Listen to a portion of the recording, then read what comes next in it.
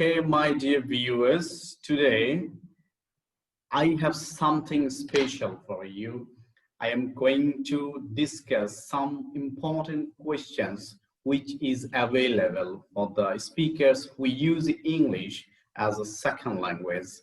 Today, I have a friend who is going to say something about some tricks and tips how to speak English fluently and how can we use it. So a lot of things we'll discuss and we'll take some suggestion from you. So at first, I request to my friend to introduce himself. So my dear friend, please introduce yourself to my viewers. Hi, everyone and each one.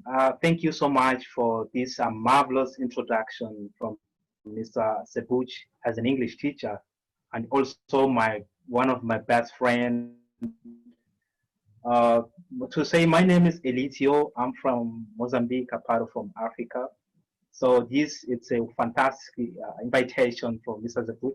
So today I'm going to shake my tongue to you guys. I really know that you wonder about this language as it's our second language we're learning. For some other people, it's a native language.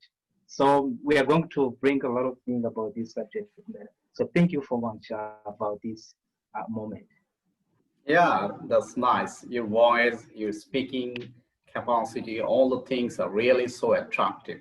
So my dear friend, my first questions to you, that means actually English, though it's an international language, we all have to use this for our good communication with one country to another. So we are bound to learn this one. So one of the most vital questions for everyone, how to speak English fluently. What will be your answer? What will be your tips according to these questions? Wow, thank you so much for this question. It's a really fantastic question for me. Well, since we know that the English language is a global language, and we people as a human being, we need to communicate to each other. For that reason, we come and put more effort in order to get connected with the different people around the world. Well, first of all, I would say that one of the best way to be fluent in English, I think it requires much reading. You know, reading is one of the best skills just to get a lot of vocabulary and to know about the grammar aspect. So the basic things I can say, whatever the language that we learn, it entails grammar aspect. So we need to put more effort. Has the main thing that we have to know inside a language. Secondly, we have listening. Listening is a natural way to use in order to improve our speaking because you can't speak without listening. So you have to listen to the person or a certain subject matter just to understand, and you will know how to ask and how to respond or reply to somebody. So I somehow like listening is one of the best way. If you believe in me, I would give one of the tips. You just have a look on the children.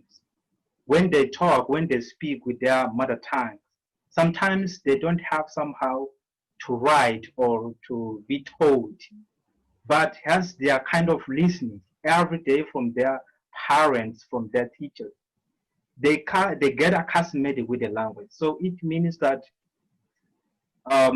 listening is one of the best way to use to improve your communication and your reading as well. You may read and write, but now I could see that so many people are afraid to speak and listen. So they find it like something very difficult. So you have to listen a lot so that you can be capable to speak fluently. So these are one of my tips that I would like to share about this subject matter. Thank you so much. Thank you, actually. You have given really a valuable tips. That means Listening is the vital issue for learning any kind of language, not only English, actually. And you have given one example, that Yes, means any children can learn any language, either it is common, it is native language or exactly. others. We have to listen a lot. It is one kind of input device. If you input something, then your output would be better. Yeah, that's a nice thing actually. Exactly.